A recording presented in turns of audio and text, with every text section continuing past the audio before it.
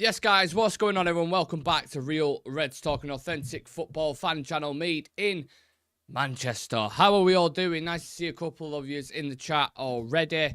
How's your week been so far? Chat to me. It's Thursday, so we're nearly at Friday. It's nearly the weekend. And just because it's international break does not mean that we do not have news. We've got plenty of news coming out, a variety of stuff I'm going to cover on today's show, including Roy Keane's comments on that idiot who was giving Garnacho a bit of grief, and the fact about him not celebrating when he scored that mega goal. I want to get into that because I don't think we've really, gone deep into it and discussed it at a certain level, at least. I also, the whole kind of referee scandal that's ongoing at the moment, I know it's not necessarily United-based, but I mean, the guy did have a bit of a shocker at West Ham when he gave that decision on delay. I saw the audio coming out from that as well, and then you've got the whole situation, what he did with Jurgen Klopp, and then the whole drugs scandal and this kind of stuff. And we've had these kind of things with referees before, believe it or not, even UEFA refs who have been involved in scandals and stuff. So, yeah, I want to dive into that. It's Mazraoui's birthday. Let's reflect on his performances since he's joined, because I think he isn't spoken about enough, especially from like the more wider media. Mazraoui's just not covered at all for how phenomenal he's been, and maybe that is because of how bad we've been as a team. But in terms of individual performances, you can't really fault the guy. So I wanted to discuss Noussair Mazraoui. There's a comment that slipped through the net when we did the show yesterday from Bruno Fernandes and Ruben Amorim. So I want to pick that back up. Transfer news on Harry Kane and Antony as well. So yeah, it's quite literally a very jam-packed show. And I just clocked, I've not even changed the bloody news ticker. So let's just change that. We'll put a happy birthday message out for Mazraoui. I was just looking then, I was like news the other day, that. So, yeah, there we go. Happy birthday, Mazraoui. You can get that in for the news tick up. So, let me know your thoughts and feelings. As always, guys, I want your opinions. You know the situation. You know the crack. Get them in the comments, and let's discuss this together. So, I was watching the overlap this morning. Obviously, we know Roy Keane, Jamie Carragher, Gary Neville, Ian Wright, and Jill Scott, I think it is. And he was asking Keane about the Garnacho situation, and he was saying, don't listen. This is dive to that idiot. There's idiots in everything. Them fucking idiots everywhere. My point is, when you score a goal, that's gone. If he's to be upset with that, get a different job. It's two sides of the coin there for Roy Keane. I do think it's slightly worrying that a player at this high level, I said it initially when I saw it happen, I said, first and foremost, that Planet Faz is an idiot. And if you think he's a legit fan, and he'll try to tell you he's a fan, I go to every game, what are you talking about? Don't give a shit. If you're doing videos like that to a player, you're only doing that for one reason, and I'll get into that in a moment. But my point is, if you're letting idiots like him affect your performance, I would question your mentality, which is weird with Garnacho, because Garnacho is the type of player who's consistent and will just keep grinding and keep going at it. And that's one of his strengths, I would say, on the pitch, usually. But I have seen little comments he is very aware on social media. I know players are in general, but he does seem to be tapped into it a bit too much. I've seen Ahmad at times as well do it. I don't know if it's like a young kind of winger thing. They seem to be triggered a lot easier.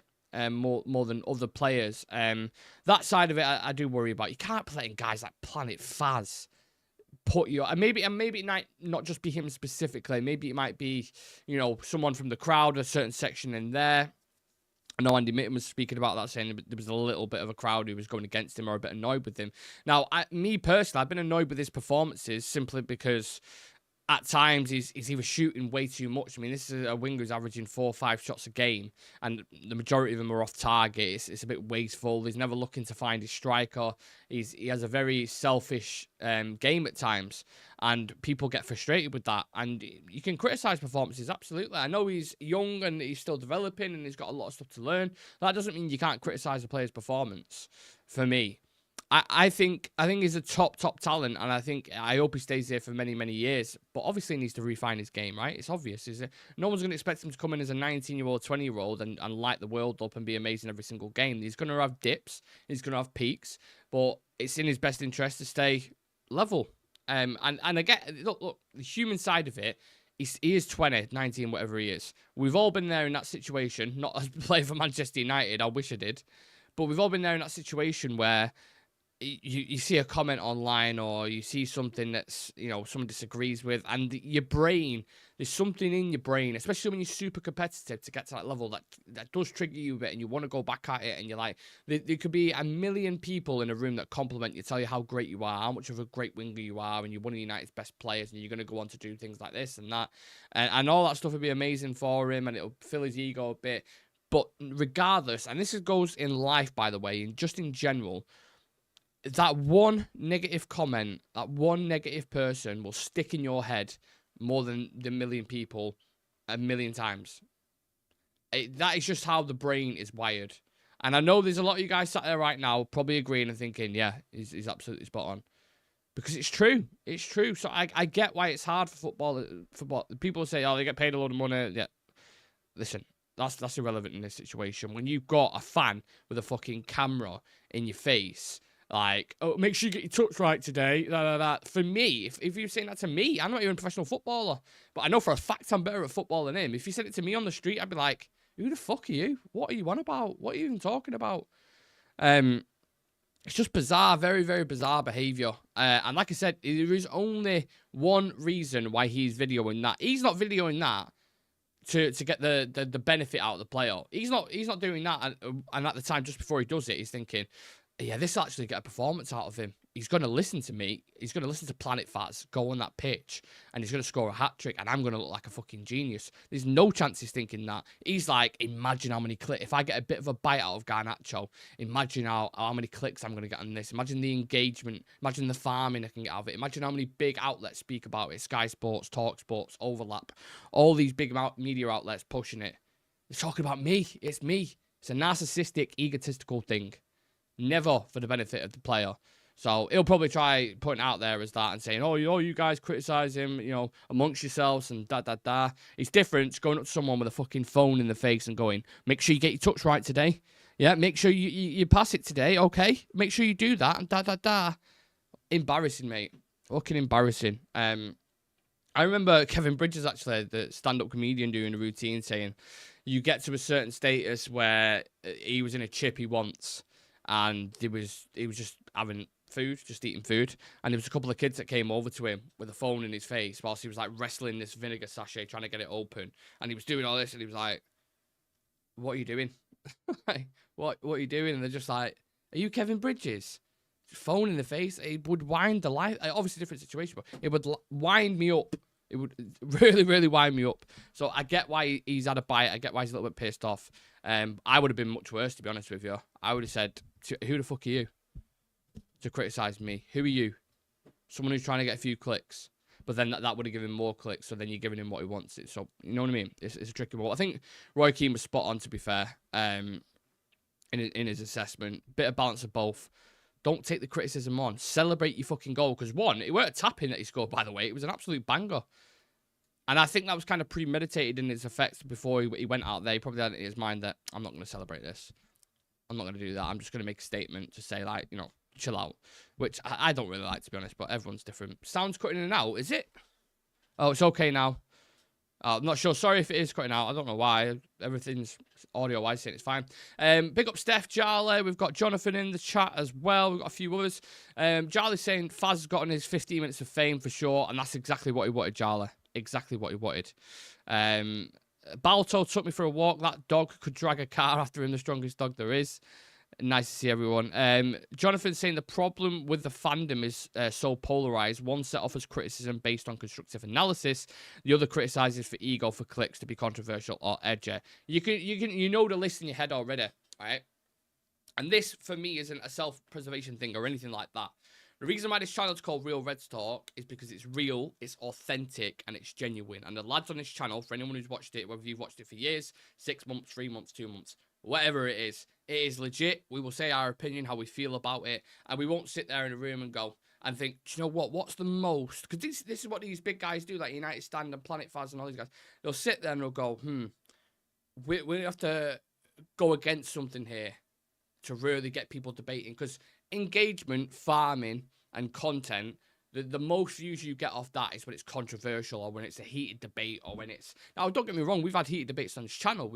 I've had some opinions that people might disagree with, but they purposely push those ideas to get eyeballs on the thing. And they say any press is bad press, like Kanye West, for example. I don't like that route. I don't like that route. I've gone down that route sometimes. I'll be open and honest about that. But then I've kind of checked myself and said, you know what, we don't need to do that. We don't need to do that. I look at, when I listen to content or watch content, and this is going completely down a different path than I wanted this show to, but we'll go down this path anyway. When I look at content and when I listen to it or watch it, I listen to Talk of the Devils, for example. Journalists who aren't just speculating for the sake of it, aren't just slagging someone off for the sake of it. People with genuine information, credible. People like Carl Anker, who's phenomenal when it comes to tactics when you listen to him. People like H, if you look at it from the tactical perspective, who's really, really good. Stretford Paddock have always put up there, pushed.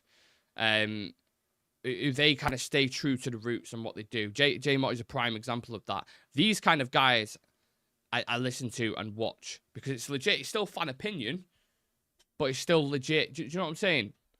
All this, I used to fall into a trap when I first started getting into this space of listening to like United Stand and these guys. And I used to always think, why do people always slag them off and do this and that? And when you realise, when you get into making content and doing content with other people and stuff, you realise genuinely who's what and why they're doing it for, and everything becomes like, oh my god, I can't believe I didn't see this. So for me, it's always been about pure content, and we've gone off on a bit of a sidetrack there, but I just wanted to get that out there because I think it's important. And you guys, I'm sure, are very similar. A lot of you guys, you know, watch. I'm guessing you watch this kind of content for the same reason, right? So yeah. The problem, sorry, I already read that out. Garnacho handled it well, suggesting amateur play instead. He did. Whether I catch it live or as a catch-up, I always catch you guys. Absolutely, yeah, Jonathan, yeah. Appreciate you, brother.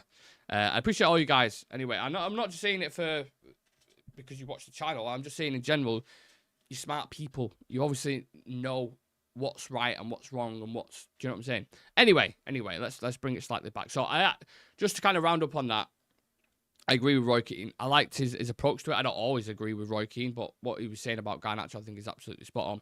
Now, on to, was it Mazraoui next up, just before, I think? Yeah, let's go Mazraoui. No, I had something else. No, the referee situation. Sorry, let me just quickly touch on that, because I've not had my say on this.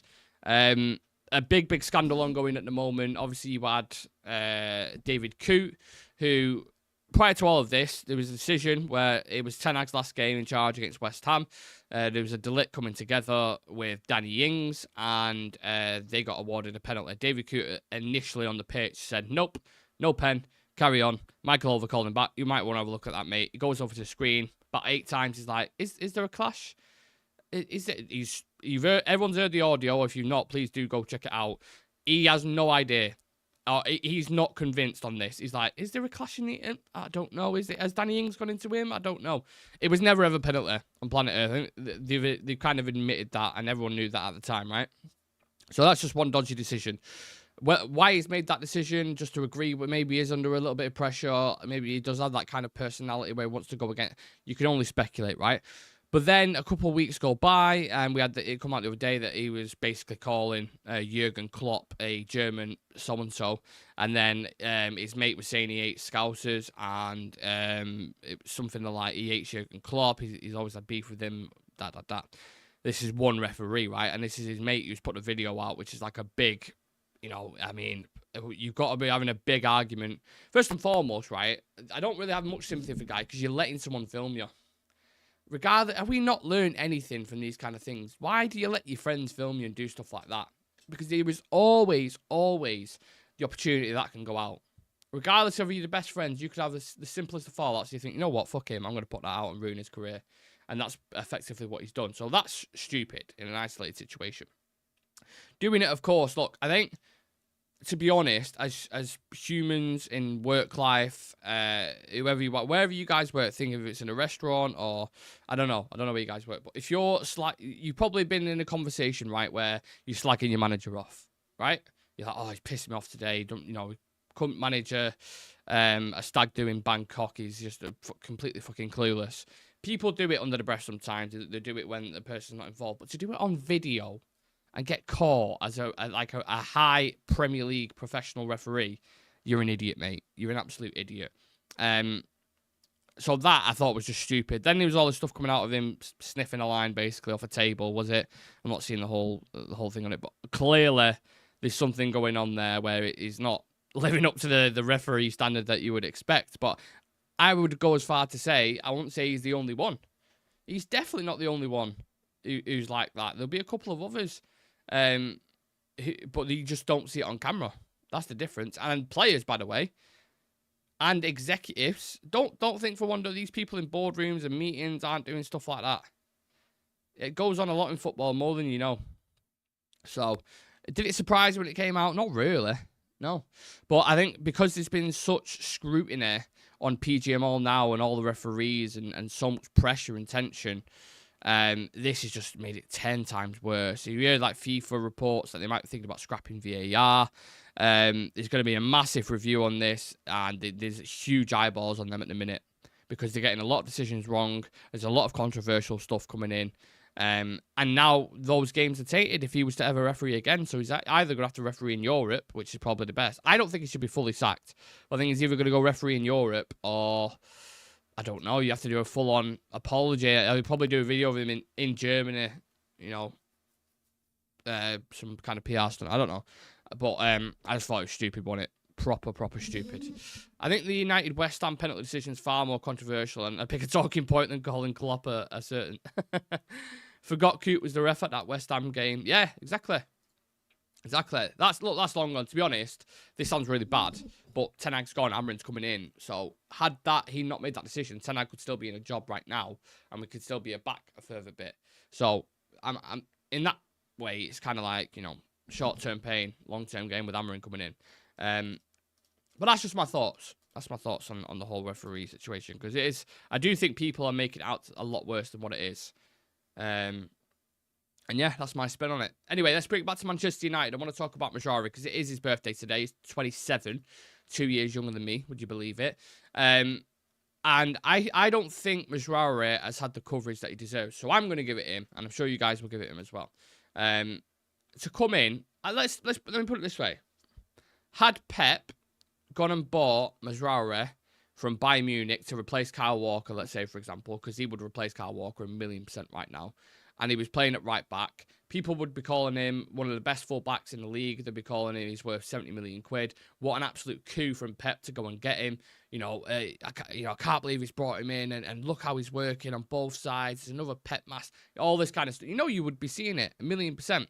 But because he's coming to a United team that's, failing in the Premier League and failing in Europe, he won't get that highlight, and he won't get the credit that he deserves. But absolutely, anyone who's watched Noussair Mazraoui this year since he's come in, apart from maybe the Tottenham game and one or two around that, he has been one of our best players and one of our most consistent players. And whether you put him at left back, at right back, push him up into the midfield, cutting inside, wherever it is on the pitch, I think Ten Hag said when he first came in, he offers so many solutions in so many areas, and he can be even better.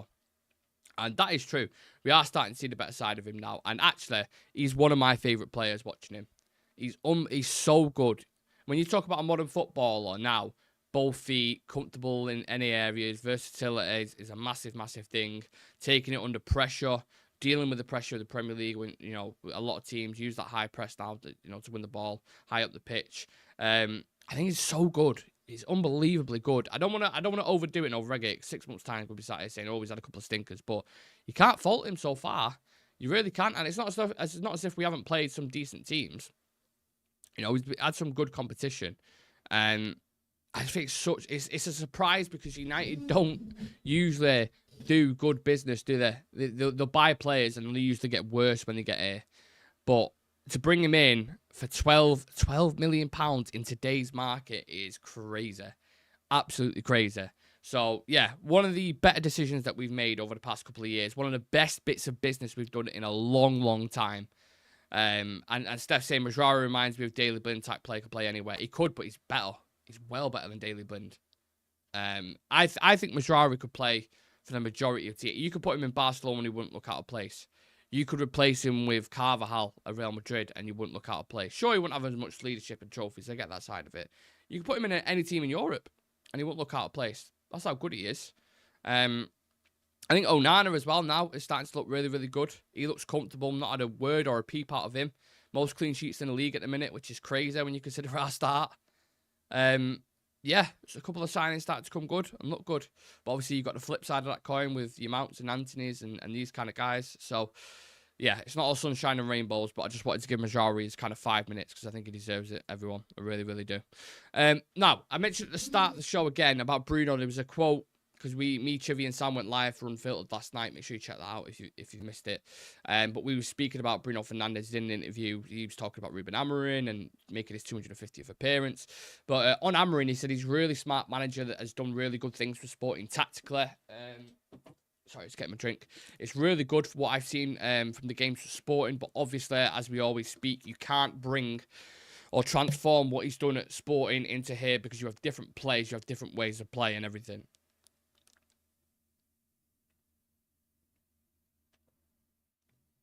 Oh, God, drive home. Let me just read that last bit out for you.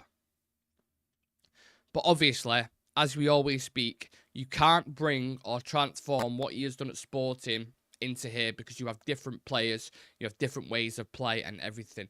That last part made me wince when I was listening to it because I was like, obviously, Bruno knows the squad as well as anyone. And he's obviously watched Amorim quite a lot and knows how he plays. And for him to say you've got different players, different ways, not entirely sure, it does give me a bit of PTSD from Erik ten Hag when ten Hag was coming in from Ajax and everyone expected him to play 70% possession every game, scoring multiple goals and dominating teams. And it was almost the opposite. Well, it was the opposite of that, to be honest with you. And ten Hag was like, I can't play that style of football with these players. So everyone's going on about Amorim, this 3-4-3 system. Being compact and strong in the middle, high press, intense. How do you do it if you don't have the players to do that? So he is going to have to tweak a couple of things. I think everyone's fascinated by who's going to line up when we play Ipswich in just over a week's time. And I'm fascinated. I really, really, genuinely do not know what to expect.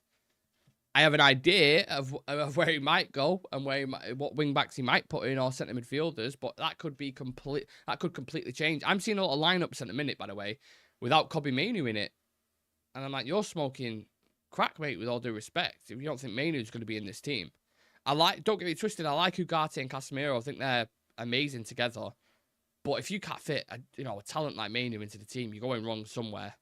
So he's got some interesting decisions to make. Do you drop a Casemiro when he's just starting to come into form? He ain't going to drop Ugarte because Ugarte's been, Bruno is in really good form at the moment. Ahmad's in great form.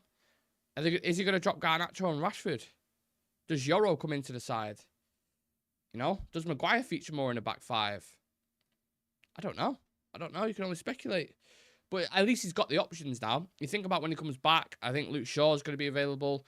Yoro's going to be available. There's going to be loads of players available for selection. It's going to be mad. It's going to be weird for United because we've just had so many injury problems for so long. You're going to have Xerxes and Højlund to choose from in your striking position. I'm going to get onto those in a minute when we kind of segue into the transfer bit. You've got for the inside 10 roles, potentially you could play him. I mean, I could see Kobbie up in there if you really want to do that. I don't think he will play there, but I think he could do a job there. I think Bruno and Mount for sure are going to be playing in there. Ahmad, potentially. Will he use Rashford more as a striker or try him in those inside roles? Wing backs, Dalot, Mazraoui, Shaw, Malacia should be back and fit and available and ready. And then centre backs, you got Lindelof, Yoro, De Ligt, Maguire, Evans, Lissandro, and you got Bayanda and Onana to choose from. So fascinating stuff, guys. Fascinating stuff. Can't wait to do that Ipswich preview because when we're doing the predicted lineups, it's going to be mad. It's going to look crazy. But I can't wait to hear your predicted lineups as well. So, yeah, if I could, I'd do the Ipswich preview now because I really want to talk about that game. But we're going to save it. We'll do one probably, I don't know. When do we play Ipswich? Is it Saturday or a Sunday? I'm hoping it's a Saturday because then just have to wait less in it. Let's have a look. Matches. So, Ipswich, where you at? Sunday. Oh, of course it is. R4 Sunday. Away at Ipswich. Amorim's first game. I'll probably end up doing it on a Friday or Thursday then, I'm guessing.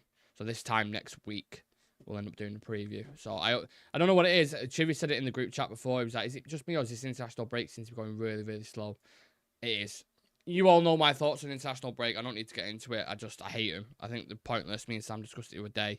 Unless it's the World Cup or Euros. I just can't be arsed. Really can't be arsed with it. But we'll dive into transfer news because January is upon us. You know, it's only 6 weeks until the winter window opens, and there's some stuff coming out from Jack Talbot, who's saying elsewhere a lot will depend on whether Rasmus Højlund or Xerxes can find an uptick in form. But if not, signing an elite striker will be on the cards once more in 2025. Harry Kane was wanted by Erik ten Hag, but the club also admired the Bayern Munich man. He is one of a number of options the club are looking at.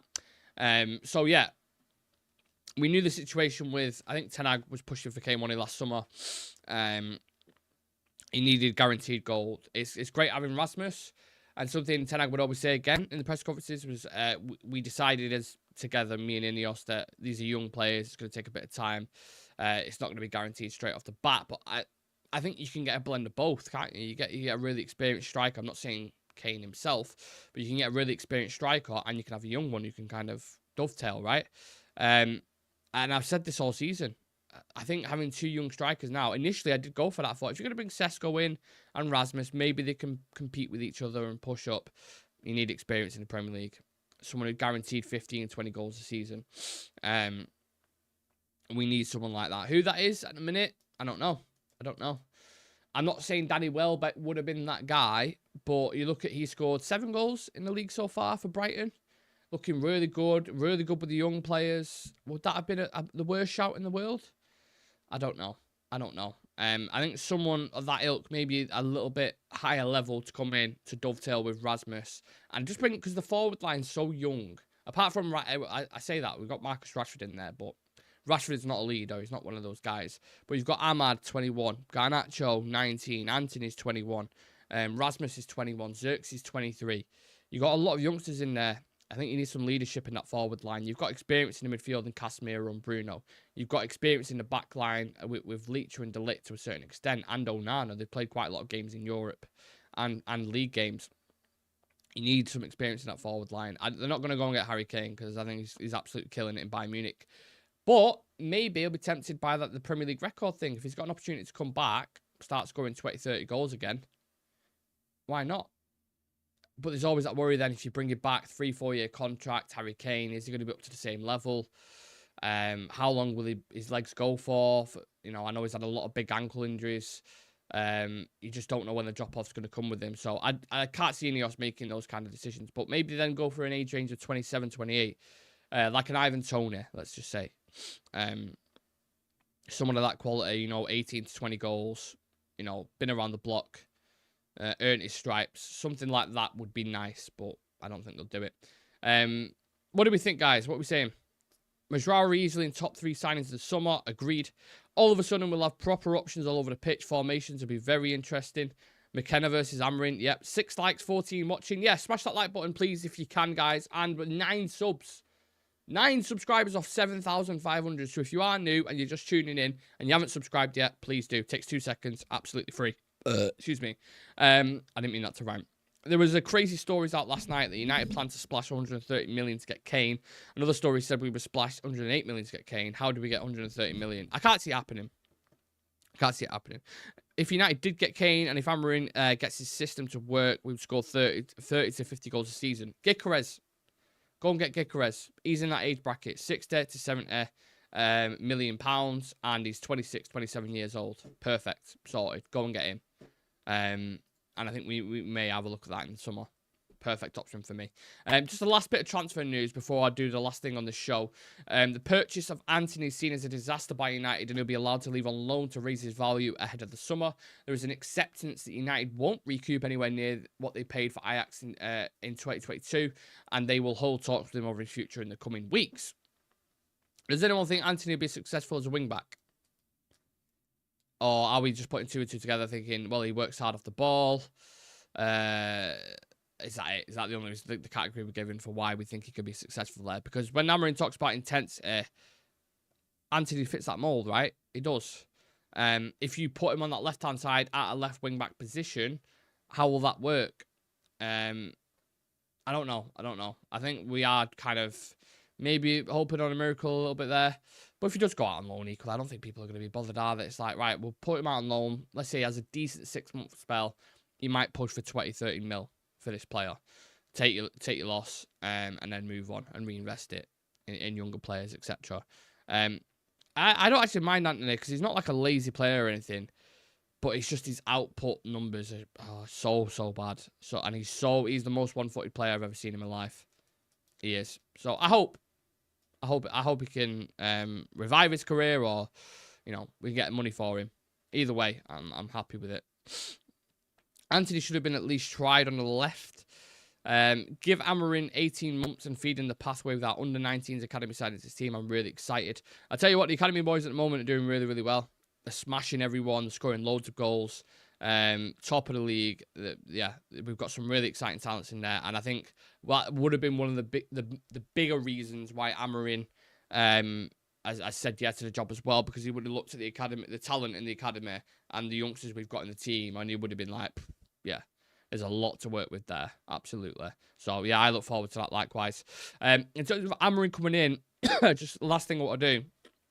So his first 10 games: Ipswich away, Bodo Glimt at home, Everton at home, Arsenal away, Forest at home, Victoria Pleasant away, City away, Tottenham away, Bournemouth at home, Wolves away. So in 10 games, really, Tottenham, City, Arsenal are the toughest ones. Nottingham Forest, I know Nottingham Forest have done really, really well, but at Old Trafford, I wouldn't say that's as tough as your Cities away, Arsenal away, or Tottenham away. So Ipswich, Bodo Glimt, Everton, Victoria Pleasant, Bournemouth, Wolves. A lot of them are like decent games to have, aren't they? Amorim's got a good run of games there. And then I think you play Liverpool in the new year. So there's a real opportunity, and we can end this on a positive, to go and do something really, really well. If you can get, the confidence to start to pick up in these players, if you can bring some form of identity and style and get these players resonating with it quickly and get them scoring, and get the fan base behind them as well, because that can do a lot. I'm excited to see. So yeah, the quicker this international break finishes, the better, because I can't wait to see Amorim's first game in charge on Super Sunday against Ipswich. Exciting times. Right, we're going to be back tonight at 6 o'clock with James from the Muppeteers, as it is the international break. So we're going to get a low down on Amorim's start to life at Manchester United, everything that's going on with Ineos, and a couple of transfer bits as well. So if that's something that you're interested in, come and join us at 6 o'clock. Get your questions in, and we'll try to get them forward to James towards the end of the show. So yeah, appreciate you guys tuning in as always. Stay true to whatever you're doing. I don't know what that means. That's just, I was trying to be inspirational and completely flopped it at the last minute. I love you all.